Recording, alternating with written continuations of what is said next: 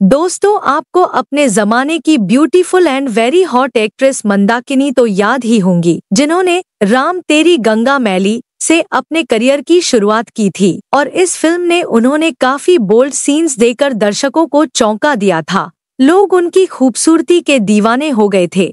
इस फिल्म के बाद उनके पास काफी सारी बड़ी फिल्मों के ऑफर आने स्टार्ट हो गए थे। मिथुन और मंदाकिनी ने सबसे पहले 1986 में उमेश मेहरा की फिल्म जाल में एक साथ काम किया था।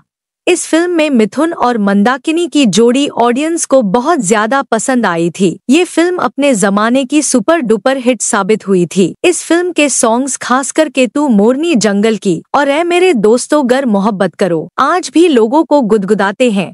इसके बाद मिथुन के साथ मंदाकिनी ने डांस जीते हैं शान से, कमांडो, परम धर्म, शानदार, लड़ाई, हिसाब खून का जैसी फिल्मों में काम किया था और इन सभी फिल्मों ने बॉक्स ऑफिस पे एक अलग ही तरह का जादू बिखेरा है।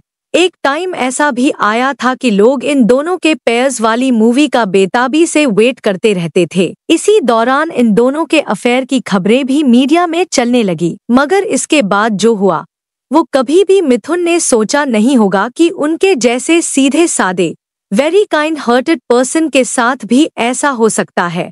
तो चलिए मैं बताती हूँ कि आफ्टर ऑल मिथुन के साथ ऐसा क्या हुआ था। हुआ यूं कि 1980 के दशक में बॉलीवुड में जितना सितारों का जलवा था उससे कहीं ज्यादा अंडरवर्ल्ड की भी धाक देखने को मिलती थी। समुद्र किनारे की नगरी पर अपराध का साम्राज्य फैलाकर बैठे डॉन कभी भी किसी भी हीरोइन पर अपना हक जता लिया करते थे और फिर इसके बाद इन हीरोइंस के साथ काम करना केवल स्टार्स के लिए ही नहीं बल्कि कोस्टार्स के लिए भी काफी मुश्किल हो जाता था। 80 के दशक में सुपरस्टार मिथुन चक्रवर्ती के साथ भी कुछ ऐसा ही हुआ था। उन पर भी एक बार अंडरवर्ल्ड का काला साया पड़ा था। असल में मंदाकिनी के साथ मिथुन की नजदीकियां अपराध के आकाओं को पसंद नहीं आईं। इसके बाद मिथुन चक्रवर्ती को अंडरवर्ल्ड से धमकियां मिलना शुरू हो गई थी। कुछ लोग तो ऐसा भी कहते हैं कि मंदाकिनी के साथ पहले से ही अंडरवर्ल्ड के कनेक्शन रहे थे। यहाँ तक कि लोग तो ये भी कहते हैं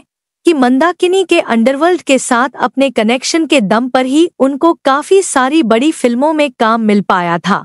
मगर जो भी हो, इसके बाद में मिथुन ने मंदाकिनी के साथ अपनी दूरियां बढ़ा ली थी, यहाँ तक कि उनके साथ फिल्मों में काम करना भी बंद कर दिया। जबकि उस टाइम मिथुन मंदाकिनी के साथ लगभग दर्जन भर फिल्म साइन किए हुए थे, मगर उन्होंने मंदाकिनी के साथ अपने इस रिश्ते को खत्म करने के साथ ही साथ वो सारी फिल्में भी ड्रॉप कर दी।